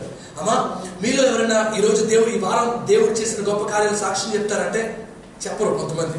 పాస్టర్ అంతా అయిపోయిన తర్వాత పాస్టర్ గారి దగ్గరికి వచ్చి, సుదర్శనయ్య గారి దగ్గరికి వచ్చి, అయ్యారు దేవుడి వారం ఎంత అద్భుతం చేశాడో తెలుసా, ఎంత పెద్ద యాక్సిడెంట్ నుంచి తప్పించాడో తెలుసా, ఎంత పెద్ద కీడు నా జీవితంలో తప్పించాడో తెలుసా అని చెప్తాం. ఏంటయ్యా మరి ఇందాక చెప్పకపోయావా, నువ్వు సాక్ష్యం చెప్తే నీ వల్ల నలుగురు దీవించబడేవాళ్ళు కదా అని అడిగితే వాళ్ళు ఏమంటారంటే, సార్ నాకు వణుకు వచ్చేస్తుంది సార్. వీళ్ళకి ఎవరంటే భయమో తెలుసా? మనుషులంటే భయం. అమ్మా నువ్వు ఇంత చక్కగా పాడగలవు, ఎందుకు పాడలేవు? నాకు భయం. అమ్మా నువ్వు ఇంత చక్కగా ప్రార్థన చేయగలవు, ఎందుకు ప్రార్థన చేయట్లేదు? మనుషులంటే నాకు భయం. మనం ఎక్కువగా మన గురించి మనకంటే చుట్టూ ఉన్నటువంటి ప్రజల గురించి ఎక్కువ ఆలోచిస్తాం. వాళ్ళేమనుకుంటారు, వీళ్ళేమనుకుంటారు, అమ్మో వాళ్ళేమని అంటారేమో, వీళ్ళేమని అంటారేమో. బైబిల్లో కూడా 2 వ్యక్తులు మీకు జ్ఞాపకం చేస్తాను. ఒక అతని పేరు నికోదేము, రెండో అతని పేరు అరిమత యోసేపు. వీళ్ళు యేసు ప్రభు చెప్పే ప్రసంగాలు దూరం నుండి వింటారు, దగ్గరికి వచ్చే దమ్ము ధైర్యం వీళ్ళకి లేవు. కారణం ఏంటంటే మనుషులు ఏమనుకుంటారు. మహాసమూహం మహాసభ అని ఆ రోజుల్లో ఉండేది. ఆ మహాసభలో మెంబర్స్ వీళ్ళిద్దరు ఒక రకంగా చెప్పాలంటే పార్లమెంట్ మెంబర్స్ లాంటి వాళ్ళు అనమాట, వీళ్ళు ఎంపీలు లాంటి వాళ్ళు. కానీ వీళ్ళకి యేసు ప్రభు మాటలు అంటే ఇష్టం, యేసు ప్రభు అంటే ఇష్టం, ఆయన చేసే అద్భుత కార్యాలంటే ఇష్టం. కానీ ఏ రోజు ధైర్యం చేసి ముందుకు వచ్చేవాళ్ళు కాదు. భయం భయం భయం. ఈరోజు మీలో కూడా కొంతమంది ఇక్కడైతే చక్కగా ఆరాధనకు వస్తారు, కానీ మీ ఊరు వెళ్తే ఎవరు ఆరాధనకి? మేము చూస్తూ ఉంటాం. హైదరాబాద్లో అయితే చక్కగా ప్రార్థనకి వెళ్తారు, వాళ్ళు పల్లెటూరులో వచ్చినప్పుడు మా సంఘాలకు రమ్మంటే అంటే అక్కడికి ఆరాధనకి వెళ్తారు కదా, మేము సతీష్ కుమార్ గారి మందిరానికి వెళ్తాం. మరి సతీష్ కుమార్ గారి మందిరానికి వెళ్ళినప్పుడు మరి పల్లెటూరు వచ్చినప్పుడు ఆదివారం వచ్చినప్పుడు మందిరానికి ఎందుకు రావంటే ఇక్కడే తిరిగాం కదండి అందరూ ఏమనుకుంటారు, ఇక్కడే తాగాను కదండి అందరూ ఏమనుకుంటారు. మనుషులకి భయపడతాం చాలాసార్లు. వాళ్ళు ఏమనుకుంటారు, వీళ్ళు ఏమనుకుంటారు, వీళ్ళిద్దరూ కూడా భయపడ్డారట. అందరూ ఏమనుకుంటారు. మనం మహాసభలో ఎంపీలు, మనం సో మహాసభలో సభ్యులు, మనం ఇప్పుడు మనమే యేసు ప్రభు మాటలు వింటే అందరూ ఒకలాగా చేస్తారేమో. భయపడ్డారు. యేసు ప్రభుని ఒక రోజు సెలువు వేశారు. ఆయన సెలువులో వేలాడుతున్నారు. ఎవ్వరికి తీసుకుని ఆయన శరీరాన్ని తీసుకొని సమాధి చేసే ధైర్యం లేదు. అరిమత యోసేపు నికోదేము వచ్చారు. సచప్పుడు దేనికి స్తోత్రం చెల్లిద్దాం. అప్పటి వరకు బంధకాల్లో ఉన్నటువంటి వారు వారి బంధకాలు తెచ్చుకొని బయటకు వచ్చారు. మనుషులు ఏమనుకుంటే నాకే ఉద్యోగం ఉంటే పోతే నేను యేసు ప్రభు దేహాన్ని తీసుకుంటానని చెప్పి అరిమత యోసేపు తన కొరకు తవ్వించుకున్నటువంటి సమాధిలో యేసు ప్రభుని పెట్టాడు. తన కోసం తవ్వించుకున్నాడు. అంటే ఒకళ్ళు చచ్చిపోతే నేను ఆ సమాధిలో ఉంటాను అనుకున్నాడు తను. కానీ యేసు ప్రభుకి ఆ సమాధిని ఇచ్చేశాడు. మీకు తెలిసిన మీరు సాక్ష్యాలు, కొంతమంది భక్తుల సాక్ష్యాలు చదువుతారో లేదో నాకు తెలియదు, కానీ సాధు సుందర్ సింగ్ గారి పుస్తకం ఎవరైనా చదివారా? ఆయన జీవితం ఎవరికైనా మీరు తెలుసా? వండర్ఫుల్. ఎప్పుడైనా అవకాశం దొరికితే ప్లీజ్ చదవండి. యేసు తనను సృష్టించినటువంటి వాడెవరో తనకి చూడాలని బాగా ఆశ అంటే ఎప్పుడు సాధు సుందర్ సింగ్ గారికి. సో ఒకరోజు తన ఇంట్లో చాలా మంది దేవతల పటాలు ఉండేవాట, లైన్గా ఉండేవాట మొత్తం ఇంటి నిండా. తన ఆశ ఏంటంటే తనను సృష్టించిన దేవుడిని తను చూడాలి, కలుసుకోవాలి. సో ప్రతిరోజు ప్రతి దేవత దగ్గరికి వెళ్ళి అడిగేవాడట, నువ్వు నన్ను సృష్టిస్తే నాకు కనపడు, నన్ను మాట్లాడు, టాక్ టు మీ అని ప్రతిరోజు ప్రతి పట్టణ దగ్గరికి వెళ్ళి అడిగేవాడట. Talk to me. ఎవరూ మాట్లాడలేదు. ఒక రోజు కోపం వచ్చింది ఇతనికి. అసలు ఈ రోజు కానీ నన్ను సృష్టించిన దేవుడు నాకు కనపడకపోతే చచ్చిపోతాను అనుకుని వాళ్ళ ఇంటి వెనకాల రైలు పట్టాలు ఉంటాయట. ఆ రైలు పట్టాల మీద తల పెట్టుకుని చచ్చిపోదాం నిర్ణయించుకున్నాడు. ఒక రోజు విసుగొచ్చి ఇక నాకు కనపడ్డు నన్ను సృష్టించిన దేవుడు అని నిర్ణయించుకొని చచ్చిపోతాం రెడీ అయిపోయాడు. తలారా స్నానం చేశాడు. ఒకవేళ నిద్ర వస్తే నిద్రలో కాలనుకుంటానేమో అని స్నానం చేసి హాస్పిటల్ వేసుకొని కూర్చున్నాడు. ఈరోజు నేను ఇంటి పరిస్థితుల్లో నన్ను సృష్టించిన దేవుడిని ఆ రాత్రి యేసు ప్రభు వారు కలువరిలో వేలాడుతున్న దృశ్యాన్ని చూశాడట. ఒకసారి దగ్గరగా దేవుని స్తోత్రం చెల్లిద్దాం. చూడగానే ఆశ్చర్యపోయాడు. ఏంటి నువ్వు వచ్చేవేంటి? నువ్వు పేదవాళ్ళ దేవుడు కదా, నువ్వు వచ్చేవేంటి? నువ్వు త్రోసివేయబడినటువంటి వాడు కదా, నువ్వు వచ్చేవేంటి అని అడిగితే యేసు ప్రభు వారు కలువరిలో వేలాడుతూ ఆయనతో మాట్లాడారట. నువ్వేమని అడిగావు? నిన్ను సృష్టించిన సృష్టికర్తను చూడాలన్నావు. ఆ సృష్టికర్తను వెంటనే హృదయం ఉప్పొంగిపోయింది. అప్పటి వరకు చాలా బైబిల్ చెప్పాడు, చాలా మంది క్రైస్తవుల్ని కొట్టాడు. ఒక్కసారి ప్రభు పాదాల దగ్గర సాగిలపడి, ప్రభువా నేను పాపిని, నన్ను క్షమించనైనా, ఇక బ్రతికితే నీకోసం బ్రతుకుతాయ్యా, నువ్వు నన్ను సృష్టించింది, ఇంతవరకు నేను కాదనుకుంది నిన్న, ఐఎమ్ సారీ అని ఆ రాత్రి తన ప్రభు సన్నిధిలో ఆయన పాదాల మీద పడి పశ్చాత్తాపడి రక్షణ పొందాడు. నిజంగా జరిగింది. పుస్తకం దొరికితే చదవండి. తెల్లవారుజామున పరిగెత్తుకుంటా వాళ్ళ నాన్న దగ్గరికి వెళ్ళాడు. నానా నువ్వు ఎప్పుడు లెగుస్తావని చూశాను, ఇప్పుడు లేచావు. రాత్రి ఏం జరిగిందో తెలుసా? నాకు దైవ దర్శనం కలిగింది నాన్న. అబ్బా, నేను ఇన్ని సంవత్సరాల నుంచి పూజలు పురస్కారాలు చేస్తున్నాను, నాకు ఎప్పుడు దైవ దర్శనం కలగలేదు, నీకు దైవ దర్శనం కలిగిందా? I love you my son, నువ్వు నా ధన్యుడివి. ఇంతకీ ఎవరు కనపడ్డారో చెప్పని అడిగాడు. యేసు ప్రభువుని నేను దర్శనంలో చూశాను. రే, బుద్ధి లేదా, జ్ఞానం లేదా? ఏమన్నావు? తక్కువ కులాల వాళ్ళ దేవుడు నీ దేవుడు అంటావా? మధ్యుండి మాట్లాడుతున్నావా, మధ్య లేకుండా మాట్లాడుతున్నావా? ఇంకొకసారి ఆ పదవి నోట్లోంచి వస్తే నా ఇంట్లో ఉండడానికి కూడా నీకు అవకాశం ఇవ్వను నానా. నీ ఇంట్లో ఉండడం కాదు, ఎక్కడ ఉండడం కాదు, నేను ఇక బ్రతికితే యేసు ప్రభు కొరకే బ్రతుకుతాను తీర్మానం తీసుకున్నాను.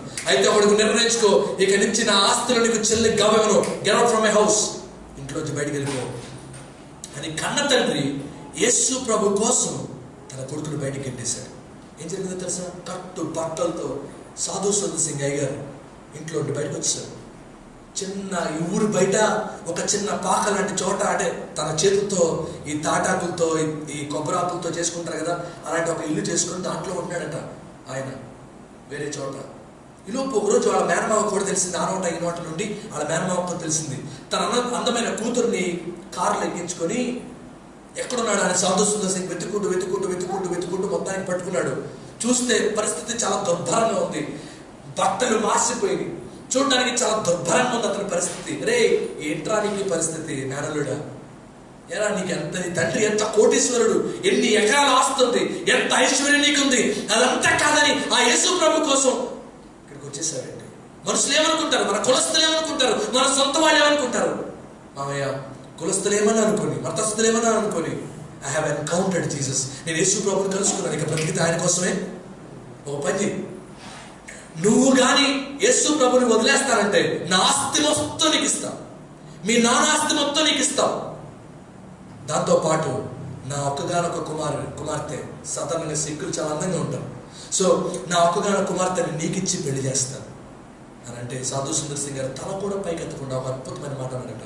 మావయ్య, నాన్న ఆస్తి నాన్న దగ్గరే ఉంచుకొని, నీ ఆస్తి నీ దగ్గరే ఉంచుకో, నీ కూతుర్ని కూడా నీ దగ్గరే ఉంచుకో, ఎందుకంటే ఆ యేసయ్యకి నాకు ఎప్పుడో పెళ్ళి అయిపోయింది అన్నాడు. ఒకసారి చెప్పబడి నేను యేసు ప్రభుతో ముడివేయబడ్డాను, ఇక బ్రతికితే ఆయన కోసమే బ్రతుకుతాను, ఇక చస్తే ఆయన కోసమే చేస్తాను. I'm ready to die for him. అంతేగాని నీ కుమార్తె నాకు అవసరం లేదు, నీ ఆస్తి నాకు అవసరం లేదని మనుషులందరినీ వదిలిపెట్టేసి తన ప్రభు సేవ చేశాడు. ఎంత అద్భుతమైన సేవ అంటే, భారతదేశంలో నేను అభిమానించే వ్యక్తులు, అసలు భారతదేశాన్ని కదిలించే పరిచర్య చేసిన వ్యక్తులు ఇద్దరండి ప్రాముఖ్యంగా.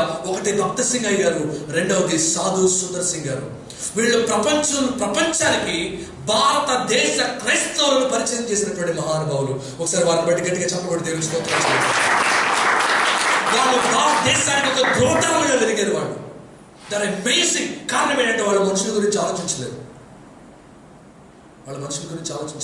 మీరు భక్త సింగ్ అయ్య గారి జీవిత చరిత్ర చదివితే, వాళ్ళ నాన్నగారట ఎయిర్పోర్ట్ లో అతను వస్తే, కెనడాలో అతను ఆయన రక్షణ పొందారు.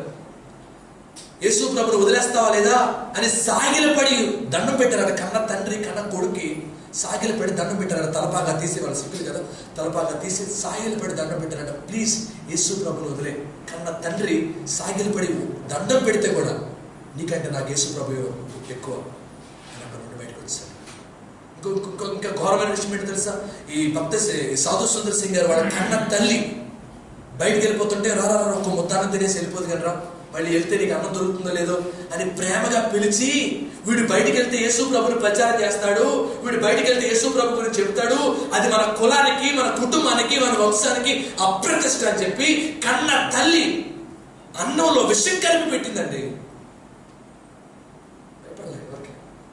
మనుషులకు అసలు భయపడలా, కన్న తల్లికి భయపడలా, నాన్నకి భయపడలా, చప్పుతరానికి భయపడలా. ప్రభు కొరకు జీవించారు వాళ్ళు, దేవుని కొరకు ఒక ధ్రువతారులుగా వెలిగారు. ఆమేన్, హల్లెలూయా. ఈరోజు ఎవరి గురించి ఆలోచిస్తున్నాం? వాళ్ళు సహాయం చేస్తారు, ఏ సహాయం చేస్తారు, వాళ్ళు ఏమనుకుంటారు, వీళ్ళు ఏమనుకుంటారు. మా చర్చిలో కాపుల కులం నుండి గత రక్షణ పొందారు. వాళ్ళ కుటుంబస్తులు అందరూ విపరీతంగా విగ్రహార్థికులు. వీళ్ళు మొట్టమొదటిసారిగా ప్రభుని తెలుసుకున్నారు. యూనో, కుటుంబాలన్నీ వేరు చేసేసారు. వాళ్ళ పిల్లల పెళ్లికి ఒక్కడు రాలేదు, సంఘం తప్ప ఎవరు లేదు వాళ్ళ పిల్లల పెళ్లికి. యేసు ప్రభు నమ్ముకుని, ఇంకా భారతదేశంలో మన ఆంధ్రాలో కూడా ఇలాంటిది ఉందా అని అనుకుంటారేమో. ఎస్, ఇప్పటికీ వాళ్ళ ఇంటికి వెళ్ళే ఒకే ఒక్క బంధువులు మేము, మా కుటుంబం, మేమిద్దరం వెళ్తాం. ఇక మేము తప్ప వాళ్ళకి ఇంకో బంధువులు లేరు. కానీ వాళ్ళు నమ్ముతారు, ఆ యేసయ్య లేకపోతే మా బంధువులందరూ మమ్మల్ని వదిలేశారు. ఆయన మాకు దాని గురించి కూడా బాధ లేదు, కానీ ఒకటే మాకు సంతోషం ఉంది, we have encountered with Jesus. యేసు ప్రభుని మేము కలుసుకున్నాం. Praise the lord. ఈరోజు ఎవరి గురించి అండి మనం భయపడేది? ఎవరి గురించి మనం సిగ్గుపడేది? దేవుని కొరకు రోషం కలిగి ధైర్యంగా ముందుకు రండి. ఎవరేమనుకున్నా పర్వాలేదు, నా యేసయ్య నాకు తోడుంటే. చాలాసార్లు పాడతావు, నీ ఉంటే నాకు. నిజమేనా? ఎంతవరకు నిజం చెప్పండి అన్నమాట. చాలాసార్లు మనం అబద్ధాలు పాడతాం, పైకి ఒకటి పాడతాం, లోపల ఒకటి ఉంటుంది. అంత విచారం. మనుషులకు, మహాసమూహములకు, కుటుంబ తిరస్కరణకు జడిసి అని అక్కడ రాయబడి. Never fear people. మనుషులకు ఎప్పుడు భయపడద్దు. దేవుడు మీ పక్షమున, భక్తులు కనుక దేవుడు నా పక్షమున ఉండగా నాకు విరోధి ఎవడు? ఎవడుండి నాకు విరోధి ఎవడు అంటాడు భక్తుడు. If God is with you, 91వ కీర్తనలో 1000 మంది నీ పక్కనున్న 10,000 మంది నీ కుడి పక్కన కూలిన అపాయము నీ యొద్దకు. ఎంత గొప్ప దేవుడు మన దేవుడు. సో రెండు భయాలు చూసాం. మూడవది ఆఖరిది నేను చెప్పి ముగిస్తాను. ఒకటి మర్చిపోయారు అప్పుడే. ఒకటి నెంబర్ 1 కీడు వచ్చునన్న భయం, ఫ్యూచర్. రెండవది కుటుంబ తిరస్కరణకు, మనుషులకు భయపడి. మూడవది ఆఖరిది మరణ భయం. మరణ భయం ఇది చాలా భయంకరమైందండి. చాలా మంది, ముఖ్యంగా వృద్ధుల్లో ఇటువంటి భయం ఎక్కువగా ఉంటుంది. చచ్చిపోతానేమో. చూద్దాం, ఆ మాట కూడా చూద్దాం బైబిల్లో నుండి. హెబ్రీయులకు రాసిన పత్రిక 2వ అధ్యాయం 14-15 వచనాలు. హెబ్రీయులకు రాసిన 2వ పత్రిక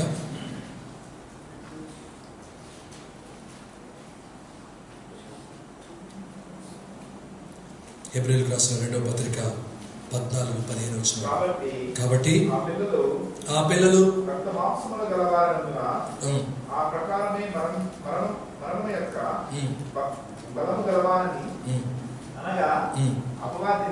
అపవాదిని అనగా సాతానును మరణము ద్వారా నశింపచేయుటకు.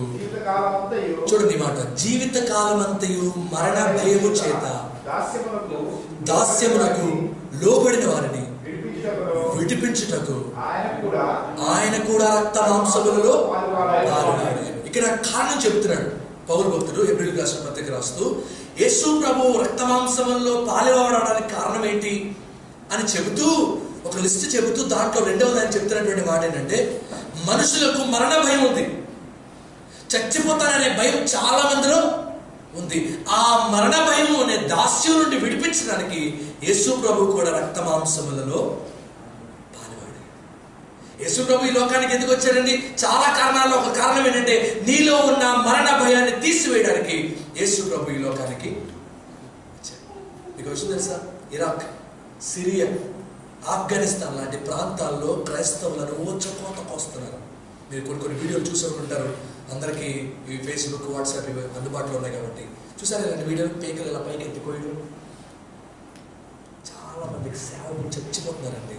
మీరు అడిగి వాళ్ళ దగ్గరికి ఒకవేళ చచ్చిపోయే ముందు ఇంటర్వ్యూ చేయడానికి అవకాశం దొరికితే, సార్ నువ్వు చచ్చిపోతావనే భయం నీకు లేదా? ఇప్పుడు వాళ్ళు 5 నిమిషాల్లో చంపేస్తారు.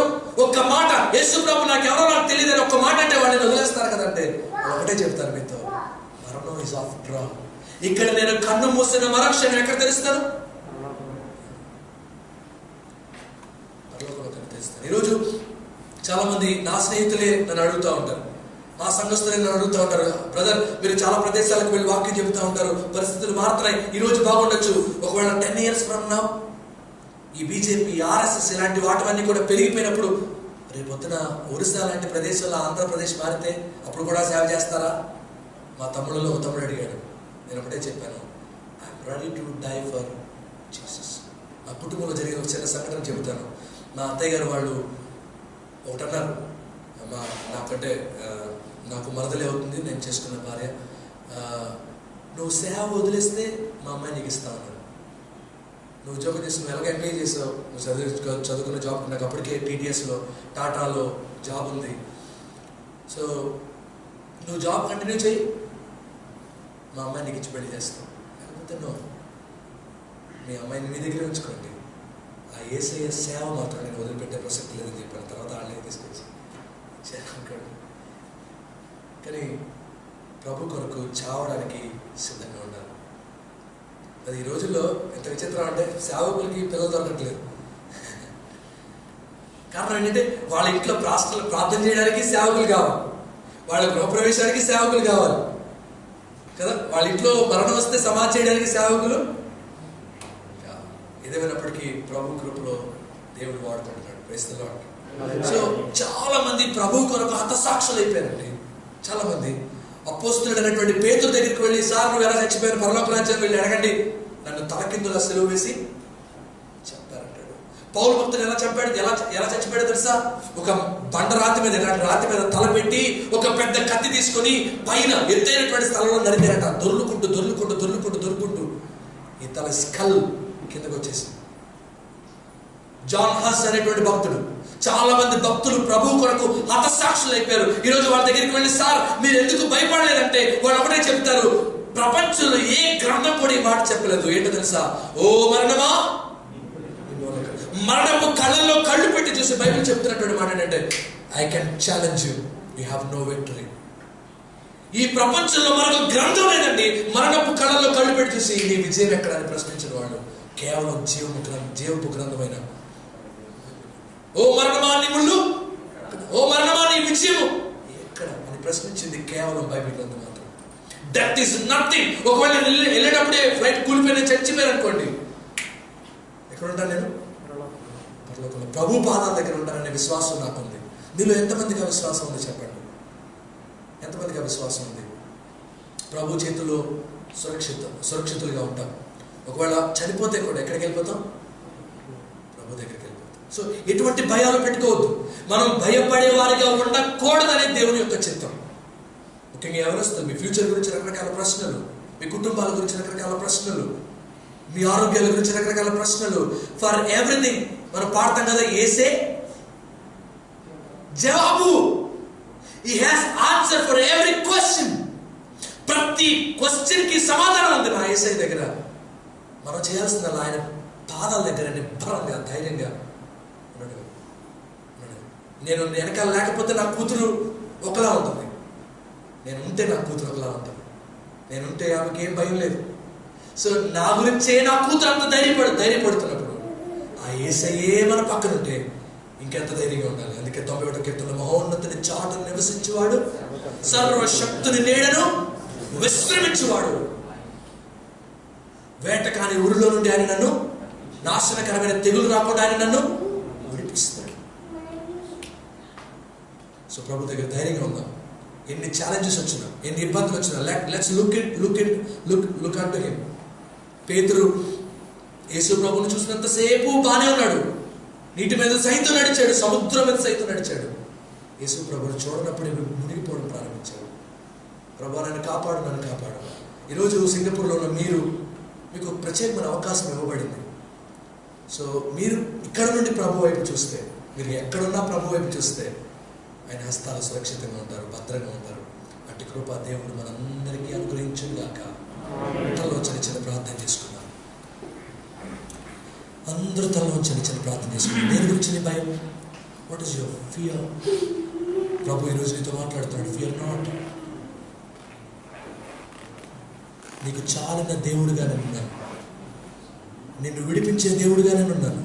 నిన్ను రక్షించే దేవుడుగా నేనున్నాను. యెహోవా నాకు వెలుగులో రక్షణ అన్నాడు. నేను దేనికి భయపడను. యెహోవా నాకు వెలుగులో రక్షణ అన్నాడు. నేను దేనికి ఎవరికి భయపడను. అది లైక్ దట్. దావీదు చెప్పిన ఈ మాట మీరు ఎవరైనా చెప్పగలరా? మీ గురించి నేను ప్రార్థన చేస్తాను. మీ కుడి హస్తాలు చూపించాలి. చిన్న ప్రార్థన చేస్తాను.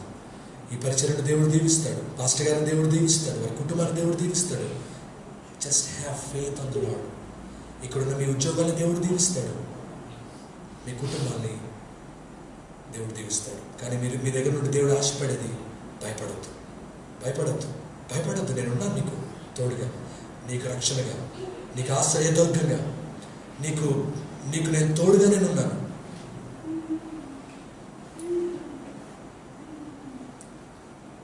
నీవుంటే నాకు చాలు యేసయ్యా, నీ వెంటే నేను ఉంటానేసయ్యా. చెప్తాం. నీవుంటే నాకు చాలు యేసయ్యా, నీ వెంటే నేను ఉంటానేసయ్యా. నీ మాట చాలయ్యా, నీ చూపు చాలయ్యా, నీ తోడు చాలయ్యా, నీ నీడ చాలయ్యా. నీ మాట చాలయ్యా, నీ చూపు చాలయ్యా, నీ తోడు చాలయ్యా, నీ నీడ చాలయ్యా. నీ ఉంటే నాకు చాలు యేసయ్యా, నీ వెంటే నేను ఉంటానేసయ్యా. నీకు ఇలలో ఏదియో లేదు అసాధ్యము, నీదు కృపతో నాకేదియో కాదేల సమానము. చెప్తాం. నీకు ఏదియో లేదు అసాధ్యము, నీదు కృపతో నాకేదియో కాదేల సమానము. నీ మాట చాలయ్యా, నీ చూపు చాలయ్యా, నీ తోడు చాలయ్యా, నీ నీడ చాలయ్యా, నీ మాట చాలయ్యా, నీ చూపు చాలయ్యా, నీ తోడు చాలయ్యా, నీ నీడ చాలయ్యా, నీ ఉంటే నాకు చాలు యేసయ్యా, నీ వెంటే నేను ఉంటానేసయ్యా. ఎన్ని బాధలున్నను, ఇబ్బందులైనను, ఎంత కష్టమొచ్చినా నిష్ఠూరమైనను, ఎన్ని బాధలున్నను, ఇబ్బందులైనను, ఎంత కష్టమొచ్చినా నిష్ఠూరమైనను, నీ మాట చాలు. చెప్పండి, నీ చూపు చాలయ్యా యేసయ్యా, నీ తోడు చాలయ్యా, నీ నీడ చాలు. దగ్గరగా ఒకసారి, నీ మాట చాలయ్యా, నీ చూపు చాలయ్యా, నీ తోడు చాలయ్యా, నీ నీడ చాలు. మరొకసారి, నీ మాట చాలయ్యా, నీ చూపు చాలయ్యా, నీ తోడు చాలయ్యా, నీ నీడ చాలయ్యా, నీ ఉంటే నాకు చాలు యేసయ్యా, నీ వెంటే నేను ఉంటానేసయ్యా. ప్రార్థన చేసుకుందాం. ప్రేమ నమ్మకం కలిగిన తండ్రి, నీకు స్తోత్రాలు. ఎందుకు తీసుకొచ్చావో నాకు తెలియదు, కానీ నీ బిడ్డల కొరకు ఈ ప్రాంతం తీసుకొచ్చి ఈ బిడ్డలతో తండ్రి దేవా కొద్దిసేపు నీ మాటలు ముచ్చటించడానికి నీవు ఇచ్చినటువంటి నీ మహోన్నతమైన కృపకై నీకు స్తోత్రాలు చెల్లిస్తున్నాను. నీవు ఉంటే చాలు తండ్రి మాకు. దావీదు భక్తుడు యెహోవా నాకు బలమును రక్షణ అన్నాడు. నేను ఎవరికి భయపడను అన్నాడు.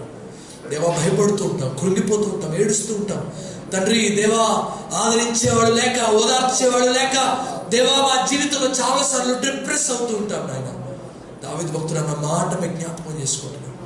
యెహోవా నాకు వెలుగును రక్షణ అన్నాడు. నేను దేనికి భయపడను అన్నట్లు మా జీవితాల్లో కూడా మేము ధైర్యం తెచ్చుకోవడానికి కృప చూపమని ప్రార్థన చేస్తున్నాం. నీవు ఉంటే మాకు ధైర్యం, నీవు ఉంటే మాకు రక్షణ, మీరుంటే మాకు కాపుదల, నీవు మాకు రక్షణగా ఉంటే, ఆశ్రయదుర్గంగా ఉంటే మేము శత్రువు ఎదుట సైతం ధైర్యంగా నిలబడేటువంటి కృప మాకు దొరుకుతుంది నాయన. అలాంటి కృప మాకు దయచేయమని ప్రార్థన చేస్తున్నాం. ఎవరెవరు ఎటువంటి పరిస్థితుల్లో ఉన్నారో మాకు తెలియదు, కానీ నీకు బాగా తెలుసు నాయన. నీకు బాగా తెలుసు వారి కుటుంబ పరిస్థితులు, వారి ఆర్థిక పరిస్థితులు, వారికి ఉన్నటువంటి స్థితిగతులు మీరు ఎరిగిన దేవుడు అయినందుకు నీకు స్తోత్రాలు చెల్లిస్తున్నాను తండ్రి. దేవుడు ఐశ్వర్యవంతుడే ఉండి క్రీస్తు యేసు మహిమలో మీ ప్రతి అవసరత తీర్చమని చెప్పారు. బిడ్డల అవసరతలు, బిడ్డల యొక్క కొదువులు, బిడ్డల యొక్క జీవితంలో వెలితి అంతా కూడా మీరు తీర్చమని ప్రార్థన చేస్తున్నాం. నీ మహిమేశ్వరం చొప్పున ప్రతి వారికి తగిన జీవితం మీరు దయచేయమని ప్రార్థన చేస్తున్నాం. బిడ్డలు కూడా నమ్మకంగా ఉండడానికి కృప చూపాడు. దేశం కానీ దేశంలో సొంత ప్రజలకు దూరంగా కష్టపడుతూ పనిచేసుకునే బిడ్డలు ఎక్కడ ఉన్నారు నాయన. ప్రయాసపడే బిడ్డలు ఎక్కడ ఉన్నారు. కుటుంబం కొరకు దూరంగా వారి యొక్క ప్రయాసను వెచ్చించే బిడ్డలు ఎక్కడ ఉన్నారు తండ్రి. వారందరినీ సురక్షితమైన హస్తాలకు అప్పగిస్తున్న సేవకుడి ప్రతి ఒక్కరికి కావలసిన ఆదరణ మీరు తెచ్చండి. ఇప్పటికే నీ వాక్యం చేత ఆదరించారు, నీకు స్తోత్రాలు. ఈ మాటలు నూరంతలుగా ఫలించినట్లు మీరు కృప చూపమని ప్రార్థన చేస్తున్నారు తండ్రి. ఈ అవకాశం, ఈ చక్కటి అవకాశాన్ని బిడ్డలతో పంచుకోవడానికి దేవా మీరు ఇచ్చినటువంటి దేవ ఈ కృపకై నీకు స్తోత్రాలు. ఈ సేవకులు మీ చేతులుగా అప్పగిస్తున్నారు దేవ. వారు ప్రారంభించినటువంటి పరిచర్య శాఖోపశాఖలుగా వర్ధిల్లడానికి మీరు కృప చూపండి. ఓ తండోపతండాలుగా ఈ ప్రాంతంలో ఉన్న తెలుగు వారందరూ కూడా ఇక్కడికి వచ్చి తండ్రి మేలు పొందడానికి మీరు కృప చూపమని ప్రార్థన చేస్తున్నారు. ఈ పరిచర్యను దీవించండి, ఈ సరిహద్దులు విశాలపరచండి. అనేక మంది కొత్త వారి ఇక్కడికి రావడానికి మీరు కృప చూపండి. దాని కొరకు మీరు ద్వారాలు తెరవండి. బిడ్డలు ఎన్నో గొప్ప తలంపులు కలిగి ఉన్నారు. మంచి మంచి మీటింగ్లు పెట్టాలి, గొప్ప గొప్ప సేవకులు తీసుకురావాలని దేవ వారు మంచి మంచి తలంపులతో ఉన్నారు తండ్రి. గొప్ప పరిచర్యలు చేయాలనుకుంటున్నారు. వారు చేస్తున్న సంగీత పరిచర్యను మీరు దీవించండి. వారు చేస్తున్న స్వార్థ పరిచర్యను మీరు దీవించండి. వారు చేస్తున్న వీడియో పరిచర్యను మీరు దీవించండి దేవా. వారి జీవితాలని బలమైన కార్యాలు జరిగించండి ప్రార్థన చేసుకోండి. నీ చిత్తమైతే, నీ రాకడ ఆలస్యమైతే మరొకసారి నేను ఇక్కడికి వచ్చేసరికి ఓ అనేక మంది వేల కొలది ప్రజలతో ఈ ప్రదేశం నింపబడి ఉండగా కానీ ప్రార్థన చేసుకోండి దేవా. తండ్రి పాడైపోతున్న వారు అనేక మంది ఉన్నారు. పాపానికి బానిసలైన వారు అనేక మంది ఉన్నారు. ఇహలోకానికి బంధకాలు, ఇహలోక బంధకాల్లో ఉన్నటువంటి వారు అనేక మంది ఉన్నారు. వారందరిని విడిపించి ఈ మందిరానికి, సత్యమైనటువంటి బండ మీద కట్టబడిన ఈ మందిరానికి వాక్యమైనటువంటి బండ మీద కట్టబడిన ఈ మందిరానికి, ఓ జీవాత్మ చేత నింపబడిన ఈ మందిరానికి అనేక మంది నడిపించమని ప్రార్థన చేస్తున్నాను. సింగపూర్ పట్టణం కొరకు ప్రార్థన చేస్తున్నాను. నశించిపోతున్న ఆత్మల కొరకు ప్రార్థన చేస్తున్నాను. ఓ వ్యభిచారంతో చేత కొట్టబడుతున్నటువంటి వారి కొరకు ప్రార్థన చేస్తున్నాను. విగ్రహారాధన చేత, పోర్నోగ్రఫీ, ఓ తండ్రి చెడు సినిమాల చేత బంధకాలు ఉన్నటువంటి వారి కొరకు ప్రార్థన చేస్తున్నాను. వారందరినీ విడిపించాలని ప్రతి ఒక్కరిని పాదాల దగ్గర మీరు తీసుకొని రండి. దేవాన్ని చిత్తమైతే రాకడ ఆలస్యమైతే మరొకసారి దేవ ఇక్కడికి వచ్చేంత వరకు కూడా నీ కృపలో సురక్షితమైన రెక్కల నీడలో ఈ సంఘాన్ని, దేవా తండ్రి ఈ కుటుంబాన్ని మీరు ఖాయమని ప్రార్థన చేస్తారు. పాస్టర్ గారిని, పాస్టర్ గారిని, వారి కుటుంబాన్ని, వారికి ఇచ్చిన బిడ్డల్ని, వారి పరిచర్యలు, వారు పడుతున్నటువంటి ప్రయాసం మీరు దీవించండి. దేవ ఈ పరిచర్య నానాటికి విస్తరించినట్లు మీరు కృప చూపండి. అలాగే తండ్రి ప్రెస్బిటరీ చర్చిలో తండ్రి చక్కగా ఇక్కడ ఆరాధన చేసుకోవడానికి ఆతిథ్యం ఇచ్చినటువంటి సేవకులను, వారి సంఘాలు, ఈ సంఘానికి వచ్చేటువంటి కుటుంబాలను మీరు దీవించమని ప్రార్థన చేస్తున్నారు. తండ్రి గలలి సంఘాన్ని కూడా మీరు దీవించండి.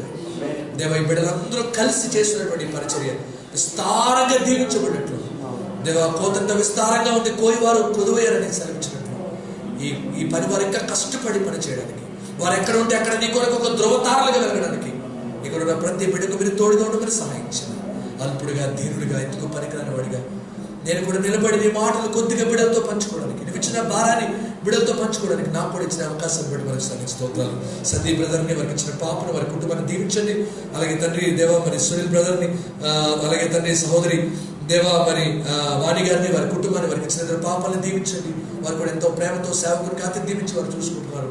వారి కుటుంబాన్ని దీవించి అత్యధికమైనటువంటి దీవెన ఆశీర్వాదాలు సమృద్ధిగా వారి కుటుంబానికి దయచేయండి. మరొకసారి ఇక్కడ ఇంత చక్కటి అవకాశం ఇచ్చిన సేవకులకు, వారి కుటుంబానికి నీ గొప్ప దీవెనలు దయచేసి వారి యొక్క ప్రతి అవసరతోని మహిమేశ్వరంలో తీర్చమని, వారు కొనినటువంటి కొత్త కెమెరాను కూడా దీవించి వారికి ఆశీర్వాదకరంగా మార్చండి. యేసు నామములో మిక్కిలి వినయంగా అడిగి బ్రతిమాలు వేడుకుంటున్నాము తండ్రి. ఆమేన్. Thank you so much. మీతో గలపడానికి దేవుడు ఇంత చక్కటి అవకాశం ఇచ్చినందుకు, అలాగే సేవకులకు, వారి కుటుంబానికి నా ప్రత్యేకమైన వందనాలు. దేవుడు మిమ్మల్ని దీవించగా.